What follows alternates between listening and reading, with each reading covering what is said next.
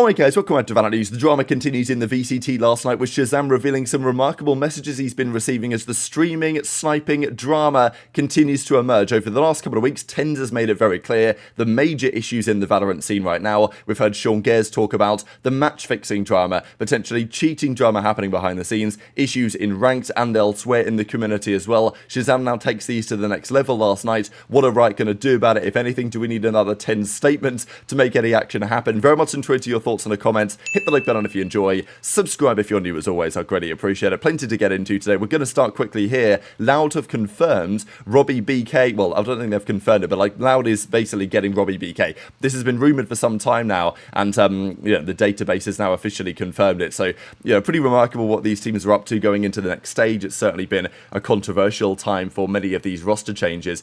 The other things I wanted to get into, though, of course, are the North American Challengers side. ENVY continue to deliver great performances.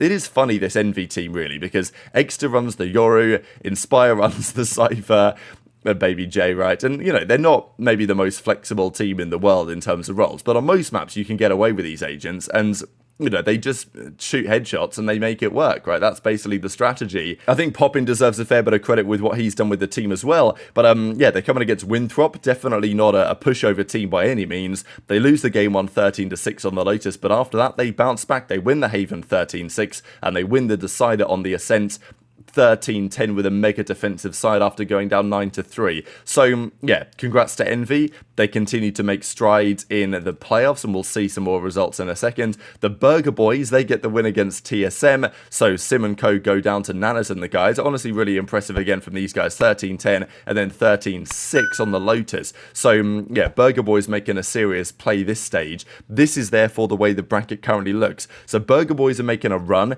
They're going to play ENVY in the upper finals. On the lower side, TSM, YFP, Winthrop, Ambrosia, they are still alive in the tournament, right? So that's the playoffs as it stands. The other big matches around the world, of course, on the World Cup stuff we'll get into in a second. Of course, Qubit Academy couldn't make the run that they would have wanted to in that playoffs run, and now they're talking about bringing in, Mr. Sassy again, although I think that's pretty doubtful.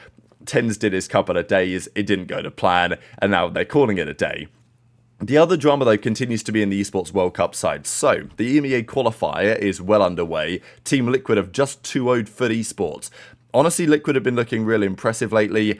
That continues to be the case. When they first signed Serial and brought him in, kind of controversial circumstances, it wasn't clear that they'd made the right call, but it does seem like they have as of late. 13-6 and then 13-9 on the split. So for esports go down, they're still alive, but Team Liquid find themselves in a pretty nice spot now to potentially make it all the way through to Riyadh, because if they win one more series, they will qualify and they will be favourites to do so. For esports drop down to the elimination side, the way this bracket works is it's what you call a GSL style, which is effectively win 2 matches before you lose 2 matches, and you make it through. If you lose 2 before you win 2, then you go home. And of course, it's interesting because if FUT Esports were to beat BBL or KC and Team Liquid were to lose, then they'd play each other again. So that's the kind of drawback of this format, is that sometimes a team could qualify by only being better than one team, but sometimes that's just how it goes. You're never going to have a perfect format. The Americas, we know, gets underway very shortly. It's actually, well, let's have a look at this. In 7 hours' time, MIBR play NRG, EG play 100T shortly after that.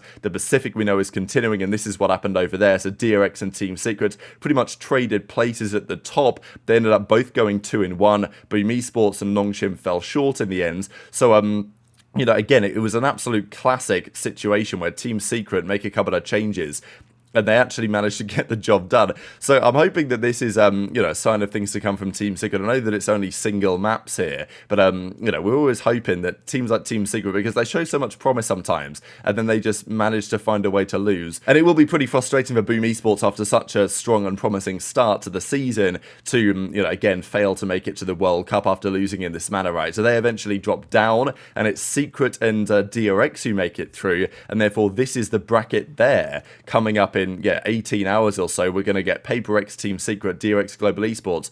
Look, you're expecting PaperX and DRX to make it to the grand finals, and, those will be the teams, therefore, that make it all the way through. But, not so clear. You never really know at this point, right? In the Pacific, certainly anything can pretty much happen, right? So, anyway, that's the main event. It's coming up relatively shortly. Now, there's been some more drama on this, because, of course, it is a very controversial tournament, and Evil Geniuses, their matchup against 100 Thieves is happening in 10 hours' time. Now, we've seen some teams make statements about this to kind of say, to justify to their fans why they're playing in it, what the situation is. And I think this is a solid statement from Evil Geniuses. Some teams, like Team Liquid did their statement on it, right? Sentinels have talked about it. Some teams haven't bothered, and there's a bit of a debate in the community as to whether you need to talk about it, whether you should talk about it, whether it's beneficial to talk about it, because at the end of the day, the teams are going to play in these tournaments because they need the money, and there's other benefits as well as EG get into.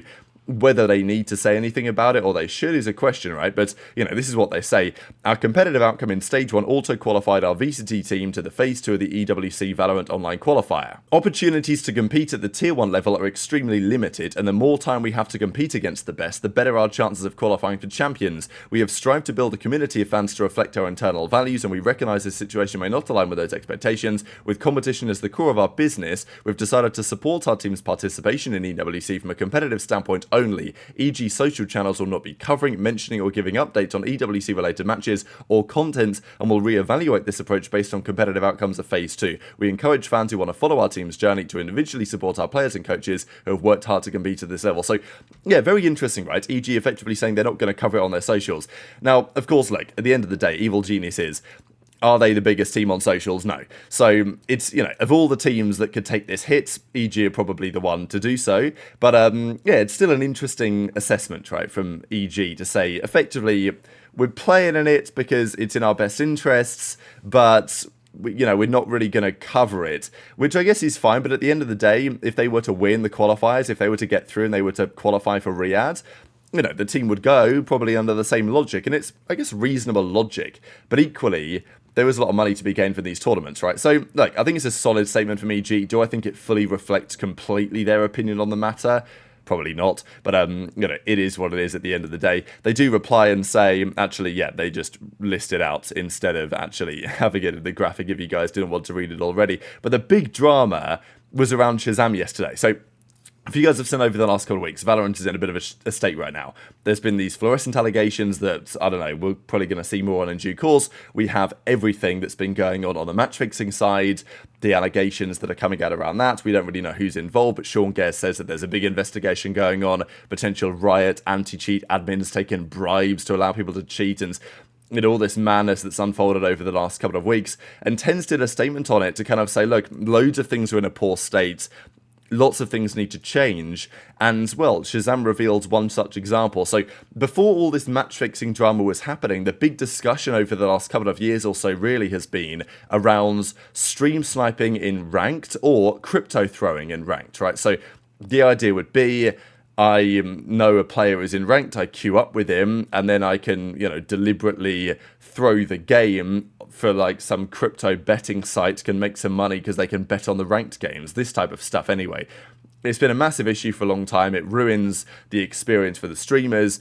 They have to put a massive delay on the stream if they're going to do anything about it, and then it ruins the chat interaction. So, there's loads of issues with it.